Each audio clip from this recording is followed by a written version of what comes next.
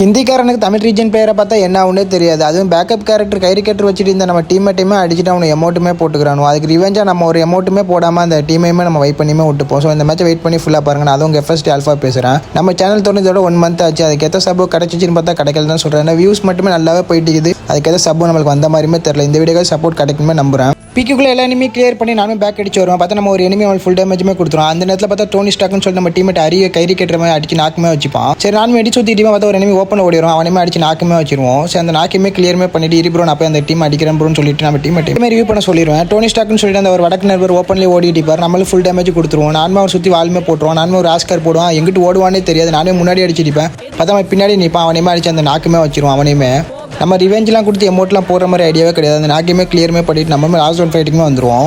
இந்த last one ஃபைட்லேயுமே நம்ம எத்தனை கிலோ அடிச்சுப்போம்னு சொல்லி இந்த மேட்சை வெயிட் பண்ணி ஃபுல்லாக பாருங்கள். ஒரு எனிமே ஓப்பனில் இறங்கிட்டிப்பான் மேலேயே. அவனையுமே அடிச்சு நாக்குமே வச்சிருவோம். கூடயும் டீமேட்டுமே இறங்கிட்டிப்பான். நானுமே அடிப்பேன். பார்த்தா புல்லட்டுமே படாது. ஏன்னா ஃபால்கோ வச்சுப்பான். சரி இருக்கிற நக்கையாச்சும் கிளியர் பண்ணுவேன்னு சொல்லிட்டு கிளியருமே பண்ணிட்டு பார்த்தா அவன் டீமேட் அங்கே இறங்கிப்பான். நானுமே இங்கே ரஷ் பண்ண ஆரம்பிச்சிடுவேன். இங்கே ஆஸ்கருமே போடுவான். அந்த இடத்துல எனிமே இருக்க மாட்டான். நானுமே லூட்டெல்லாம் அடிச்சுட்டு இங்கிட்டு போயிட்டு இப்போ இங்கே கிராஸ் ஃபேருமே போயிட்டிக்கும்.